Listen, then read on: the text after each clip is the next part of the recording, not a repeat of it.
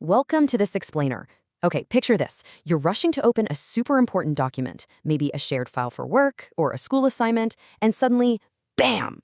Instead of your data, you hit a complete digital brick wall.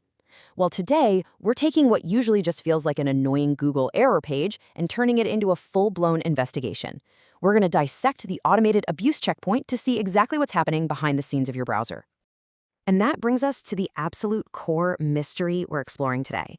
How does a network actually know you aren't a robot? I mean, it sounds a bit like science fiction, right? But it's literally a daily reality for our web infrastructure. You click a simple Google Drive link, and suddenly the system halts you, demanding proof of your humanity. Why does it doubt you in the first place? And honestly, how does it even measure humanness? Let's jump right into Section 1, the automated abuse checkpoint.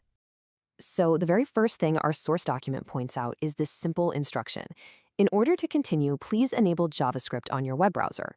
Now, before any kind of human verification can even start, the system demands this basic technical requirement. Without JavaScript up and running, the security checkpoint literally can't monitor your mouse movements, and it can't render those little puzzles you need to solve. Basically, you're stopped at the outer gate before the interrogation even begins. Now, this is where it gets real.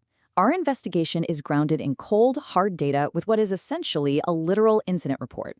We've got the exact IP address right here, 66.249.84.36. We can see the precise time-stamped moment the flag occurred back in June 2026, and even the exact target URL on Google Drive. You know, every single time you connect to a website, you leave a trace exactly like this one. And in this specific instance, that trace triggered a massive alarm inside Google's servers.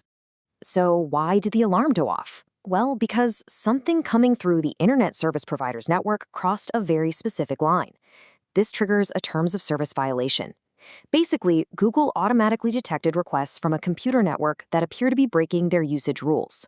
Think of it like a digital bouncer, pulling your network out of line to check some IDs, just because the traffic was looking, well, a little too robotic. Moving right along to Section 2, suspects, scripts, and software. Our source material actually gives us a clear lineup of what might be generating this suspicious traffic. And it ranges from genuinely sinister stuff to things that are completely innocent.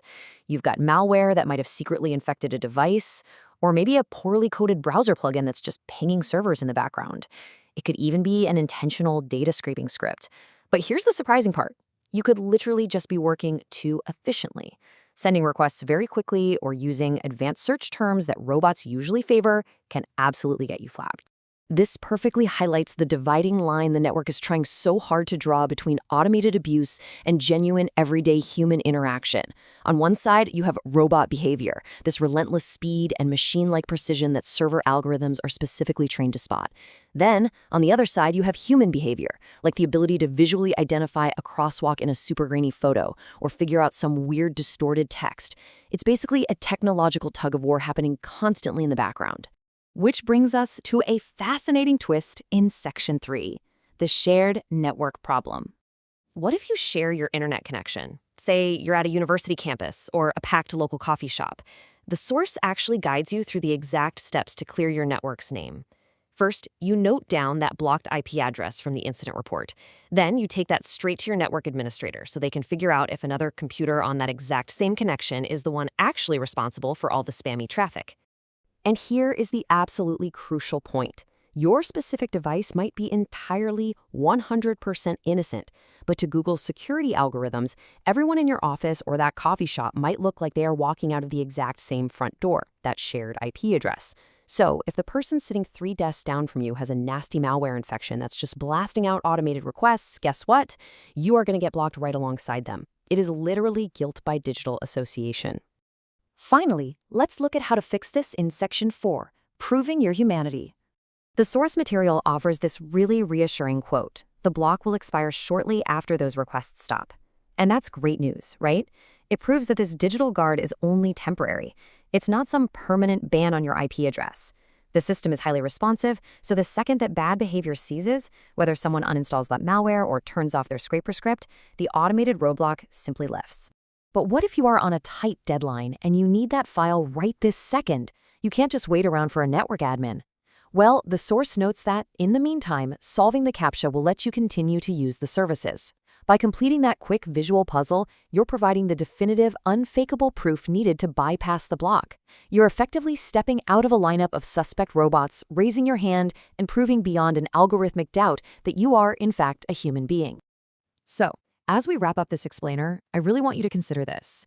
How fragile is the trust between your shared network and the platforms you rely on every single day?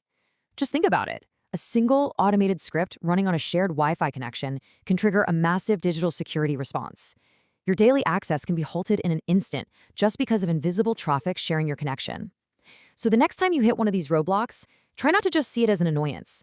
See it for what it is, a fascinating glimpse into the automated front lines of internet security. Thanks so much for exploring this with me, and I'll catch you in the next explainer.